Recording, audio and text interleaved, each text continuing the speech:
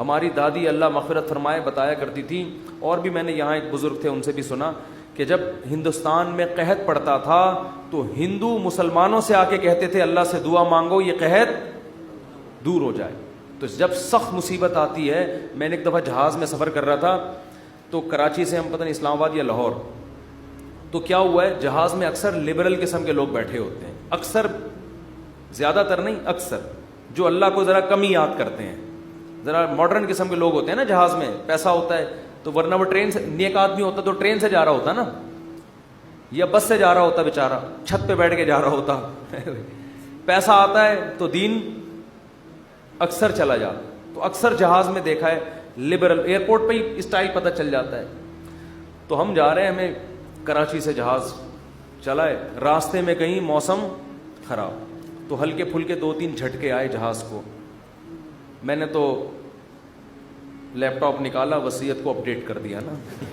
ٹھیک ہے, تو میرے پاس ہر وقت وصیت نامہ رہتا ہے, کوئی بھی ایسی بات ہے بھائی لکھ دو.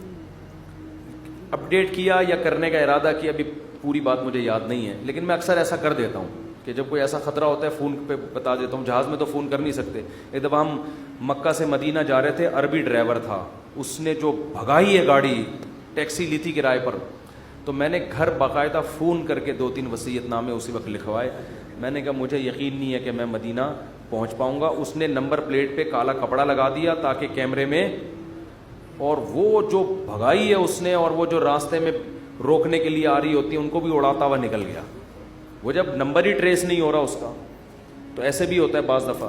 تو جہاز میں پہلا جھٹکا آیا, کوئی بھی اللہ کو یاد نہیں کر رہا. ارے ایئر ہوسٹس نے بتایا کوئی نارمل تھوڑا سا سیٹ بیلٹ باندھ لیں, وہ جو ٹھش پش اس نے کرنی تھی کر دی. 2-3 دفعہ ٹھش پش کر کے وہ نکل گئی. آگے گئے ہیں تھوڑا اور, پھر اور, پھر اور, او بھائی پھر جو جہاز نے ہچکولے کھانا شروع کیے, اب طبیعتیں خراب ہونا, وہ جو اوپر سے چیزیں گرنا شروع ہو گئی نا. مجھے جنید جمشید یاد آیا. میں نے کہا اللہ بچا لے تو زیادہ خوشی ہوگی, بچ جائیں تو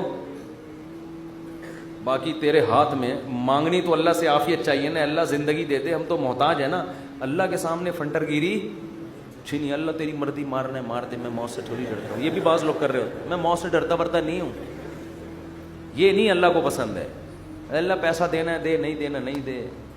ہمارے نبی کے گھر میں 40 دن چولہا نہیں جلتا تھا, میرے گھر میں اگر 80 دن نہ جلے تو کیا ہو گیا. اللہ کو تو محتاج ہی پسند ہے بھائی, گڑ گڑاؤ, مانگو اس سے. تو میں نے بھی دعا مانگی, اللہ اس مصیبت سے ہمیں نجات دے دے.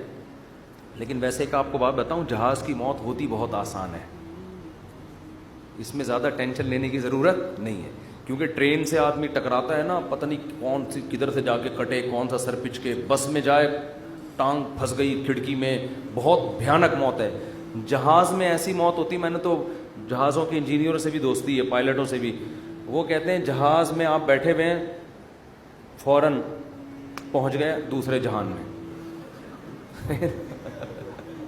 وہ جو تھوڑی میں تھوڑا ہل رہا ہے اس کا تو خطرہ ہوتا ہے کہ یہ ہو کیا رہا ہے ہمارے ساتھ, لیکن جب ٹکراتا ہے نا, اللہ نہ کرے, تو یا جیسے ہی اس کی سپیڈ کم ہوئی یا کسی سے ٹکرایا تو ہماری کھوپڑی ہمارے تن سے فوراً سے پہلے جیسے سر قلم کر دیا کسی کا, تو ایک دم مر جاتا ہے. اس لیے زیادہ ٹینشن نہ لیا کریں.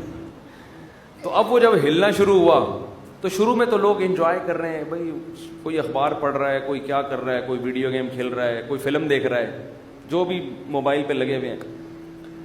جب زیادہ ہلنا شروع ہوا ہے نا تو اللہ اللہ کی آوازیں آنا شروع. میں نے کہا اب دیکھو یہ انسان کتنا نالائق ہے. اللہ نے اتنے جھٹکے دیے, اب بول اللہ نہیں, ابھی تک نہیں. اخبار, پب جی, یہ سب چیزیں چل رہی ہیں. وہ جب چیزیں گرنا, وہ ایئر ہوسٹس وہ جو پانی وانی لے کر آتی ہے نا, وہ بھی دھڑام سے ادھر کو نیچے. جب اتنی حالت ہوئی ہے, وہ ایئر ہوسٹس بولے ایکچولی کچھ بھی نہیں, کچھ بھی نہیں, کچھ بھی نہیں. لوگوں کو پتا ہے کہ ان کو تو یہ سکھا کے بھیجا جاتا ہے کہ کچھ بھی ہو جائے آپ نے بولنا ہے کہ کچھ نہیں ہوا, کیونکہ ان کو تو تنخواہ اس چیز کی مل رہی ہے نا. کیونکہ اب اگر کچھ ہو یا نہ ہو, آپ کے چیخنے سے ہونے والا کچھ بھی نہیں ہے. تو یہ جہاز کے عملے کو سکھایا جاتا ہے کہ چاہے تباہ بھی ہو جائے نا, کچھ بھی ہو جائے, آپ نے یہی بولنا ہے کہ ٹینشن لینے کا نہیں ہے, وہ 50-50 کی طرح بالکل, کہ وہ کمنٹری کر رہا ہے سلیم اللہ بہت اچھا کھیل رہا ہے, بہت اچھا کھیل رہا ہے, لوگ کہہ رہے ہیں میں یہ کہاں کھیل رہا ہے ہاکی میں, کہہ رہے ہیں بہت, میں تو یہ بولوں گا یہ بہت اچھا کھیل رہا ہے. جو آڈینس بیٹھے ہوئے تھے تماشائی, انہوں نے کہا ہم جا رہے ہیں, اس نے کہا جہنم میں جاؤ تم لوگ, لیکن یہ بہت اچھا کھیل رہا ہے. پھر پیچھے دکھایا کہ اس کے کسی نے بندوق رکھی ہوئی ہے, یہاں پہ بندوق رکھی ہوئی. تو ایئر ہوسٹس نے تو یہی بولنا ہے کہ نارمل ہے, کچھ بھی نہیں, اس کو ٹریننگ دی جاتی ہے اس کی, کیونکہ اگر لوگ چیخیں گے چلائیں گے تو پہلے ہی جہاز تباہ ہونے کا خطرہ ہے نا, پائلٹ پہ کو ٹینشن دیں گے لے جا کے. تو اب کیا ہے کہ جی وہ جب 2 گھنٹے میں زیادہ ہی ہو گیا, اب چیزیں گرنا شروع ہو گئیں, تو پھر سب کو اللہ یاد آنا شروع, پھر لا الہ الا اللہ, پھر لا الہ, ختم نبوت کا عقیدہ زندہ باد. کوئی بھروسہ نہیں تھا, تحفظ ختم نبوت کے نعرے لگنا شروع ہو جاتے.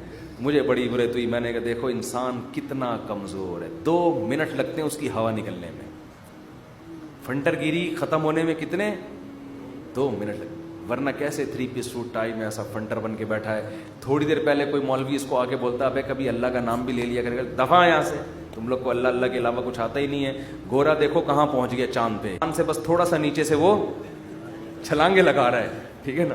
اور تم کیا اللہ اللہ صبح تسبیح پڑھا کرو, شام کو لا الہ الا اللہ پڑھا کرو, کیا تم لوگوں نے. تو بھائی جب ایک چپت پڑتی ہے تو اچھوں کو بھی اللہ یاد آتا ہے, تو بہتر ہے کہ خوشی کی حالت میں اللہ کو یاد رکھو.